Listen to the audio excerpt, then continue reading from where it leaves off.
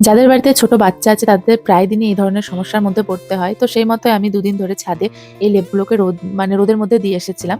তো দুদিন ভালো মতো রোদ খাওয়ানোর পর এখন এই যে নিয়ে চলে এসেছি ঘরে। আর ঘরে এসে যে এখন পেতে নিচ্ছি। তো লেগে পড়লাম কাজে সন্ধ্যেবেলায়। তো এই যে এখন ভালো মতো লেপ দুটো পাড়া হয়ে গেছে। এখন চাদর নিয়ে চলে এসেছি।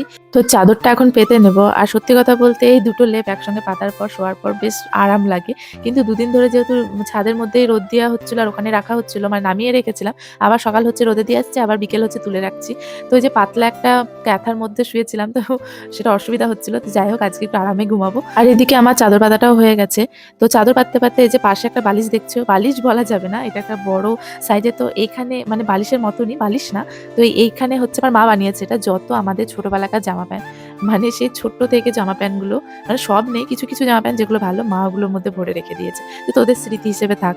তো ওই মানে ওই বালিশটার মধ্যে মা ভরে রেখেছে। আর আমি এই বালিশটাকে কি করি, আমার ওই খাটের পাশে একটু ফাঁক আছে, তো ওখানে দিয়ে দিই। যে মানে পড়ে যাওয়ার ভয় লাগে, ছেলে বড় হয়ে গেছে, তাও আমার মনের মধ্যে যেন কেমন একটা ভয় লাগে যদি ছেলে পড়ে যায়। তো ওখানে আমি দিয়ে রাখি, থাক ওখানে। তারপরে এই যে বালিশের ওয়ারগুলো এখন চেঞ্জ করে নেবো। বালিশের ওয়ারগুলো চেঞ্জ করে মানে অনেকদিন হলো চেঞ্জ করা হয়নি। তো বালিশের ওয়ারগুলো এদিকে আমি চেঞ্জ করতে বসে গেছি। আর এই যে বালিশটা দেখছো, এটা হচ্ছে আমার ছেলের বালিশ, কিন্তু ওয়ারটা আমার কুর্তি কেটে, মানে ভালো একটা কুর্তি কেটে আমি বালিশের কভারটা বানিয়েছিলাম। মানে আমি যখন নতুন শিখি, তো মেশিনে করেছিলাম। তো এই যে এখন ওই কভারটা পরিয়ে নিলাম। আর এখানে অনেক কটা কভার আছে যেগুলো আমার ঠাম্মির হাতে বানানো। তার মধ্যে এটা আমার। তো ঠাম্মি মানে নিজের হাতে বানিয়েছে, কোনো মেশিন ছাড়াই। বেশ হাতে সেলাই করে করে এত সুন্দর কভার বানায়। এই যে এই কভারটা দেখছো, এটাও তাই। আগেকার দিনে মানে বাঙালিদের ঘরে কিছু থাকুক বা না থাকুক, ভালো শাড়ি মানে এই জিনিসগুলো আগে হতো। এখন তো মানুষ অনেক আপডেট হয়েছে। কারণ এখন সবসময় মানে ম্যাচিং চাদরের সঙ্গে ম্যাচিং কভার এগুলো কিনতে পাওয়া যায়। কিন্তু আগেকার মানুষ কি করতো, শাড়ি, তারপরে হয়তো নাইটি না হলে কুর্তি কেটে কিন্তু বানাতো। তো আমাদেরও কিছু এরকম আছে যেগুলো ঠাকুমা বসে বসে বানাতো, যে মায়ের শাড়ি দিয়ে এটা বানিয়ে দিয়েছিল। তারপরে আমার একটা ভালো কুর্তি যেটা আমি পরতাম না, সেই কুর্তিটা কেটে ঠাকুমা একটা মানে বানিয়েছে, বালিশের কভার বানিয়েছে।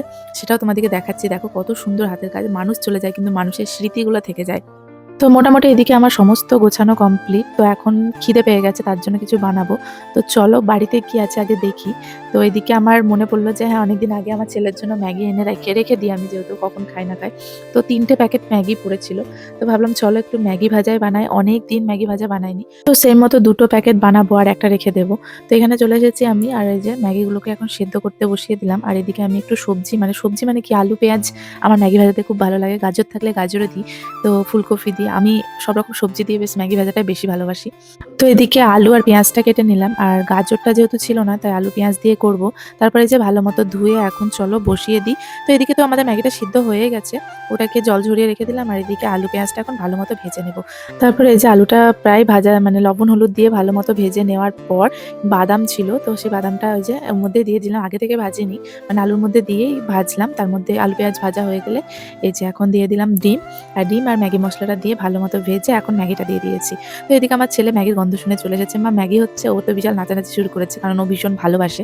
তো এদিকে দুজনের জন্য বেড়ে নিয়েছি। মানে বাবা খেতে ভালোবাসে না, তাই বাবা খায়ও না। মাকে দিয়ে চলে আসলাম, আর একটা প্লেটে আমি আর বাবু এখন ঘরে নিয়ে চলে এসেছি। এই যে ছেলেও খেতে ভীষণ ভালোবাসে আর আমিও ভীষণ ভালোবাসি।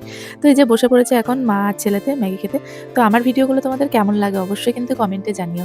আর ভালো লাগলে পাশে থেকো। আজকের মতো তাহলে সবাইকে টাটা, ভালো থেকো, সুস্থ থেকো সবাই।